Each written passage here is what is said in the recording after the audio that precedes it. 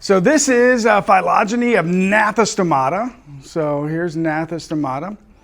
And you have two major groups here that are living groups. Okay, so there are other, well, at least most of these are living groups. So we have Chondrichthyes and Teleostomi. All right, or this word you can almost use interchangeably with something, a word called Osteichthyes. And so you'll see that right here, right? So these are often used interchangeably. Depends on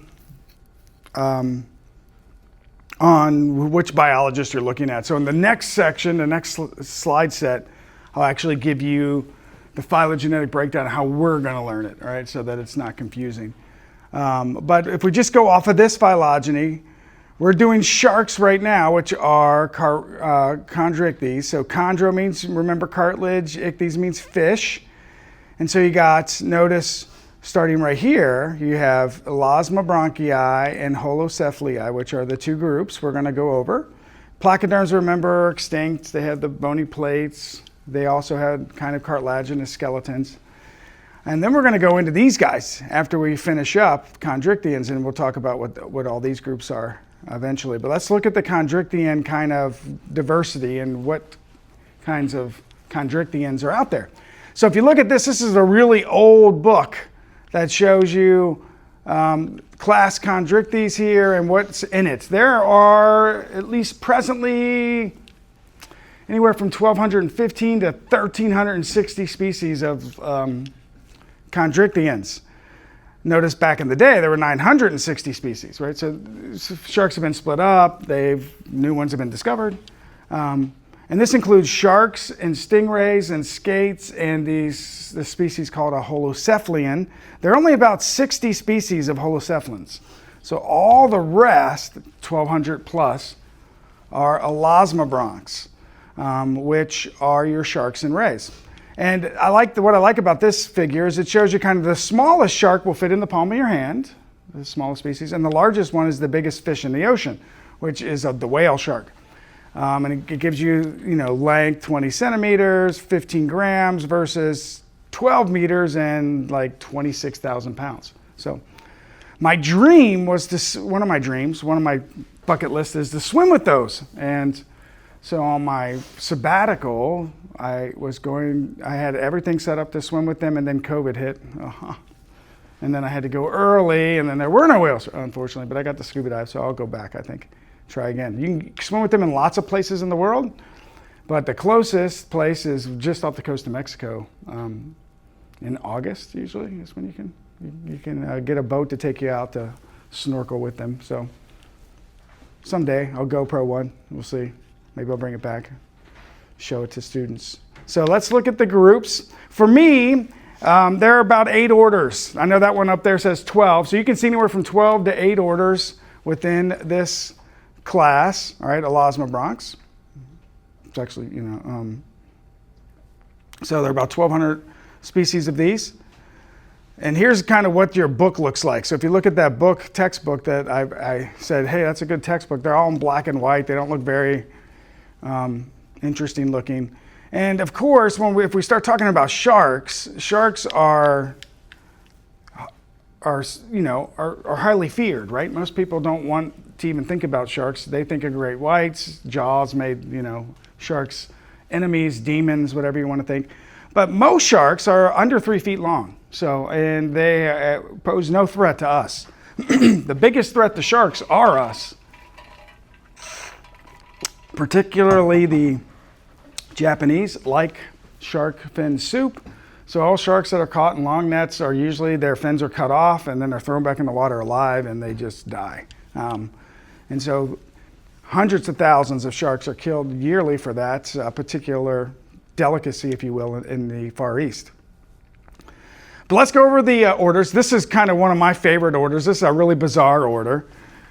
This is the actual order that your dogfish is in. So here's a dogfish, which is a squaliform. Actually, the genus is Squalus. Squalus is actually the scientific name of the sharks you're going to dissect. And we got some good sized ones. So I assume most of them are females. We got most of them are about almost 3 feet long. Most of the dogfish, at least, or the species of dogfish there are, because there are several, they live in cold water. They like deep water. They hunt in huge packs. And that's why they're called dogfish, because they've been seen in packs of thousands of sharks hunting cod or other fish or squid or whatever it is that they're hunting and eating. They are one of the more common sharks in the cold waters of the ocean and are often caught in nets when people are fishing for fish that we like to eat. And so they typically sell them to biological companies that will then set them up for dissection in classrooms. So they've been dissected for 30 years, 40 years now. Probably the coolest or most fascinating shark in this group are cookie cutters. So here's a couple pictures of some cookie cutter sharks. Or lantern sharks, another really cool shark. These are small sharks. Matter of fact, the lantern shark is the smallest shark in the world. It's that 8-inch little guy. These guys are bioluminescent. So they spend the daylight hours in really deep, dark water. And then they come up into the hundreds of feet and when it's dusk or dark, and they bioluminesce. They have bacteria that bioluminesce for them in specialized glands. That attracts worms and other nematodes and other plankton to them, and that draws little fish, and that's what they eat. Cookie cutters do this also. They are bioluminescent across their body, and they come up and sit in the water and draw plankton to them, which draws big fish, right? And they're not scared of big fish. That's what they want. They want other sharks and particularly whales and dolphins. They're really fond of whales and dolphins. And what they do is once that animal starts feeding in their food path, they just go up to it, grab onto the side of it with their suction cup mouth. Their jaws are actually completely fused and they are not attached to the cranium at all. And then they have these huge and sharp teeth that they just suction cup and do this, and then pop out a big, huge cookie cut of whatever big fish they eat, and that's how they eat. And they're pretty successful at doing this. And so you'll often see large tuna like this with big wounds. It's hard to see on the dolphin here, but there are several large openings on or wounds off the dolphin. Obviously don't kill the animal, but satisfies the cookie cutter. This is a picture of the jaw taken out. So you can see it's completely fused. These are the teeth that do the work for them. And they're you could touch them and they'll cut you. They're really sharp teeth. So they're kind of interesting shark. They have a very interesting feeding kind of niche, if you will. What's really interesting is cookie cutters have attacked humans before. So there are cookie cutters, several species found off the coast of Hawaii. People sometimes like to swim across the island, to try to get in the Guinness Book of World Records. And there was a swimmer in 2009 that was actually attacked by a cookie cutter when he was swimming. So he was swimming across between, I don't know what is it probably says in here, between which islands, but it's this channel here. I don't speak Hawaiian, so I don't know even how to say that, right? And I've actually seen the video of the interview of him, and he was swimming at night and all was going well. He had kayakers next to him and boats following him, so that he could, make it safely. And they worry about bigger sharks, like tiger sharks and whatnot. He hadn't seen any sharks, but he swam into a school of squid and he started worrying a little bit because, squid attract sharks. And had no problems, left the school of squid, and within minutes he was hit twice by something really small. And he came up and there was blood all over the water. The kayakers freaked out and he had 2 open wounds on his chest from a cookie cutter. Just came in and whoosh, smacked him. That's pretty cool. So his claim to fame is the only human, or very few humans that have been attacked by a cookie cutter shark. Kind of cool. So that order was squaliforms, which means shark-like. And the next order is also a very bizarre order. All right, this is called Prestiophoriforms, which means sawtoothed, really, and the form means fish or shark. And it's a really unusual shark. I've changed this slide a little bit as more data has come out on them because they're a shark that is hard to track. But a lot of people get these guys mixed up with sawfish. You know, the sawfish is a really huge fish that has the same bill, but it's a bony fish, and they get huge. They get like 30 feet, and they live for like 100 years. They're really old. These guys get about 5 to 6 feet long. Live about 15, 16 years, and they'll start breeding at anywhere between 2 and 5. And they breed every other year, which makes them a little vulnerable to fishing, if you will, right? If you're catching a lot of them and they're only breeding every other year, that's what biennial means, 2 years, every other year. Then, and they only produce about 10 or 15 pups. This is a species that can be overfished very easily. And they do get tangled in nets a lot. And for some reason, their fin is really sought after for shark's fin soup. I don't know if it tastes better. I've never had shark fin soup because it makes me mad they're killing all the sharks. But they are hunted for that, and they get tangled in nets really easily. So what do they eat? This is just a extension of their rostrum, and it does have teeth embedded into it. Right? They have the same kind of structure as their teeth. Now the teeth on the ends of the blade here or the rostrum are more blunted. They're not as sharp. And what they do is they'll go into a school of fish. You know, have you ever seen video of schools of fish swarming and they get together in a tight ball and they go right into that ball and just throw that bill around and knock fish out. And then they come back around and feed on them. So one of the coolest things I've gotten to do is when I opened up the Newport Aquarium, I became really good friends with a couple of the aquarists. All of them had come from the Baltimore Aquarium, which is cool when they opened that aquarium up. And so in I'm old. In 2001, I got to go to Baltimore for a meeting to present some of my research for my PhD. That's right before I graduated. And Jeff was like, "Hey man, I know the divers over there. You want to dive in the Baltimore Aquarium?" I was like, "Yeah, hell yeah, I do." So they got me in because they have really big tanks. And one of their shark tank has these guys in it. And so I got to feed them, which was really cool. And I get to be part of the public show to feed them as people were watching. And so what you do is you take, it's just a dead cod, it's a big fish. They stuff it with vitamins and you take it in on a basket, and these things are like all over the place, man, and so they're running into you. And so we had not only full 6 mil wetsuits on, but we had hoods because they would run into the back of your head and, didn't feel very good. But in any case, you reach into the bag and you throw the fish up in the air, and they comes by and smacks it with that thing, and then comes back around and picks it out of the air, or out of the water, not air, which is kind of cool. So it was fun to watch them feed. So that was cool. Got to feed those guys. That was pretty interesting. But they're a cool shark. So those are the pre-steophoriforms, and there are several species of those. And they're all named for where they live. There's a common saw shark, there's a Bahamas saw shark, there's a Pacific saw shark, and so forth. Now this order, the lamniforms, is the order that everybody associates with sharks. These are the big, dangerous sharks. Most of the dangerous sharks are in this order. Now when I say dangerous, they attack humans, right? Now, most sharks don't like to eat humans, and so they mistake humans as prey. And most bites, the people don't even see the shark. They don't even know what kind of shark bit them.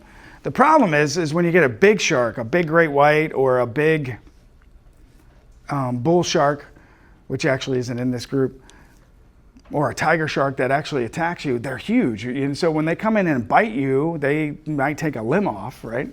And not even eat the limb because you're not a big fish or a seal or a turtle. They just mistake you for those things. This is a very aggressive shark too. It's called a mako shark. There's a lesser and greater mako. And I've seen these only once on us dive off of the coast of Cozumel. We were on the southern tip of Cozumel in open water at about 3,000 feet. And we saw a couple makos from about 200 yards out. And they're incredible, man. They move. They're one of the fastest fish in the ocean. So I'll try to find the video. There's a video out there of somebody that was fishing on a troll. They were trolling in a small boat going at about 40, 50 knots. And they were trolling with trying to catch tuna or sailfish. And there was this baby mako, man, it must have been like maybe this big, that would fly in. They had a camera hooked off their bait. It would fly in and take a bite out of their bait and then disappear off the camera and fly in and take a bite off the bait. And the boat's going like 40 knots. And so this little shark is flying in and eating their bait without them catching it. And it's not sped up. So it's incredible how fast this guy can swim. Now they get big, they get 6, 8 feet, and they would be very dangerous to people, but they're pelagic, so they're an open water shark. They don't typically are near beaches, for example. Like, great whites sometimes are near beaches, but not always. It just depends. But they do attack people every once in a while. Probably the most dangerous shark in the world are bull sharks, right? Because they live on the continental shelf. They like to be in shallow water. They're big. They eat anything, and they will mistake you for prey and sometimes eat you because you're on the menu. They also go up rivers. So most shark attacks that are fatal are bull shark attacks. Now there are a couple sharks in this group, like the megamouth, which is a filter feeder, and the basking shark, which again is another rare shark. Megamouths have only been caught a couple of times. And they're a little different than a basking shark. Their head is so much bigger than their body. They got like this huge head and then their body tapers. They're big. And they discovered the megamouth because it swallowed an anchor when it was feeding. And so they were bringing up an anchor from a warship, and I think it was a U.S. warship. And they just, like perfect timing, they brought up the anchor and the shark was in dark, murky water and swallowed the anchor, and they pulled this weird shark up because it got caught on the anchor. And they've seen several other ones. Basking sharks are the same way. They would look like this, have their mouth open, and they would be in the green plankton water, swallowing krill and small fish. Whale sharks do the same thing, so it's a lot like a whale as far as its size, but it's a fish. So these are the scary ones, and they only make up about 3 to 5% of all shark species. Most sharks aren't nearly as dangerous as a great white or the mackerel sharks. There's threshers in this group, which are really cool. They have really long tails. So their dorsal fin of their tail fin is sometimes 2 times the length of their body. And they whip it around, and they go into fish schools and whip it around to knock fish out, and then they feed on fish that way. So they're a cool group.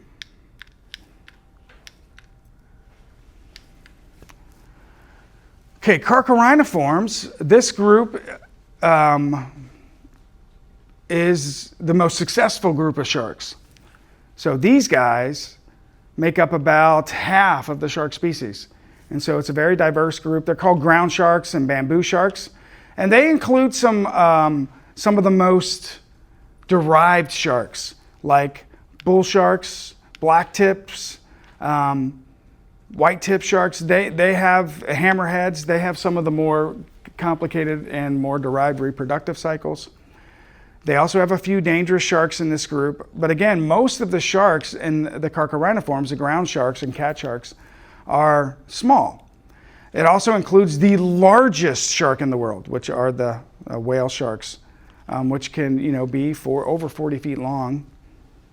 But it also has the bull shark. This is an oceanic white tip shark right here. This is probably, if this shark was anywhere near the continental waters, it would be the most dangerous shark in the world.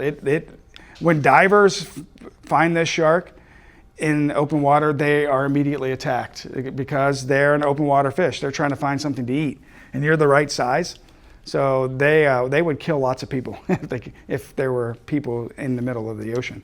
Fortunately, they stay in really deep water and will eat anything that's out there. This is a very common shark off the coast of Florida. It's called a lemon shark. So if you're ever in the shallow portions of Florida, like in the Keys or around bridges, these guys are actually pretty common. They're caught off of piers if you get a big shark, a good 4 or 5 foot shark. They're not usually dangerous to humans. You'll see them a lot swimming around. Like you'll watch videos or drones and there'll be people in the water and there'll be sharks swimming around. It's in Florida, a lot of times they're lemon sharks. They don't really care much about people. They eat fish. So the other group that's in here are the bamboo sharks. These are some of the more common sharks that are found in aquariums. And they breed, like I mentioned, like rabbits. They produce lots of babies once they're mature. And they produce lots of mermaid purses, those little egg cases that they use in aquariums, so you can show you the development. So there's a wide diversity of sharks that belong in this group and fill a bunch of different niches. This is also a dangerous shark, but a very open water shark, blue sharks. These are responsible for killing many of the shipwrecked people during World War II in Indonesia, or blue sharks, and white tips. So these two were, if you spend any time in the water for long periods of time, because of a ship, destroyed by the Japanese fleet, they would prey on sailors. Okay, a superorder here called Batioideae, which are rays and skates. So these are the flat-bodied stingrays, and there are a few really large rays like the manta ray, which are filter feeders. These guys are crab, crustacean, fish eaters. A lot of them bury themselves. And if you've done any time in the ocean and do any snorkeling, you'll probably see some of these, right?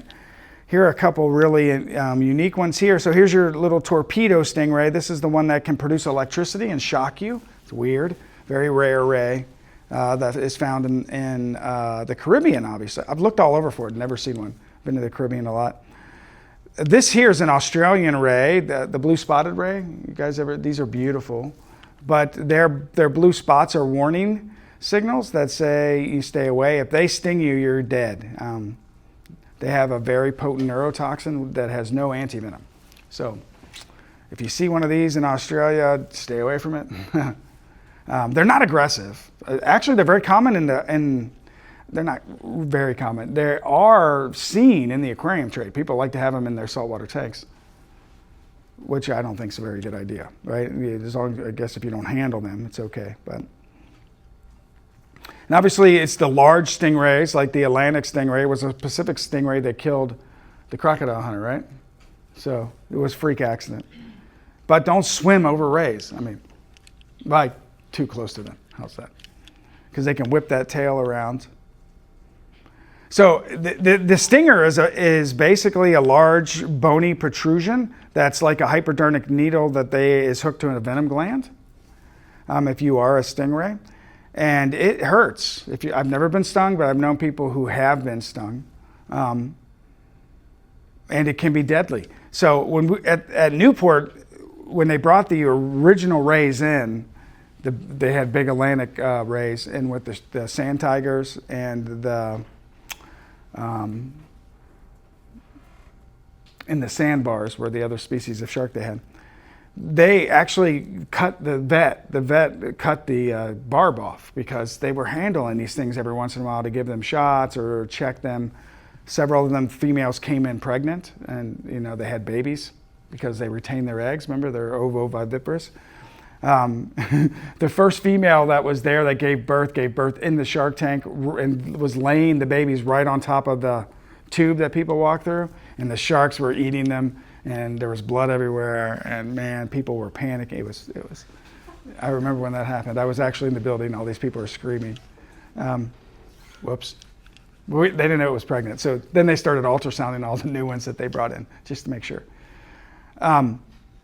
But they were getting picked on because you would cut their stinger, and the sharks would come and bite them or pick on them, not necessarily kill them. But pick on them during feeding in particular because everybody eats at the same time.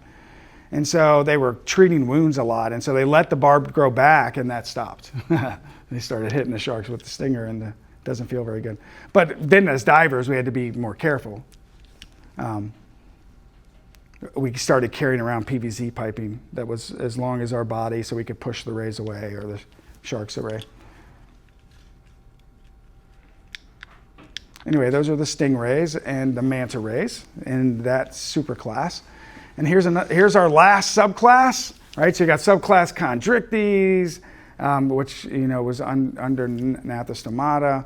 I'm sorry, you have class Chondrichthyes, and you have a couple subclasses here, right? Elasmobranchii, and this is the other one, Holocephalini, which are called chimeras and rats fish, or sometimes they're called spook fish, and they look really weird. So here's one of the weirder ones. They just are grotesque looking and have really big eyes, really weird mouth and protrusions off of their mouth. Like this has got like an elephant snout. They can light up and be bioluminescent and look like combinations of weird animals. Like they could look like a rat head attached to fins, and so they're very strange. No hair, but they just have weird cranial structure. Yep. They're deep water fish, so it's probably feeding style, what they eat. Now, supposedly their meat is really sweet and really good. I've never had it. But it's a delicacy off the coast of New Zealand because there are a lot of these off the coast of New Zealand, I guess. A lot of deep water in New Zealand. So they live, under 200 meters or deeper. So they're very deep water fish. So 600-800 feet. They like muddy bottoms where there's lots of critters crawling around on the bottom, right, so that they can eat. So they're bottom feeders. They don't have a stomach. It's really weird. I don't know. Don't ask me. They're just a strange fish. So they have a lot of the characteristics of sharks. They have serial teeth replacement. They have cartilaginous skeletons. They use claspers, but then they have a bunch of odd stuff that's really unique to them, like no stomach and weird appendages and large eyes and odd dorsal fins. So they have some things that are just unique to them being a bottom dweller, I guess. All right, so that's all of the sharks. So I'm going to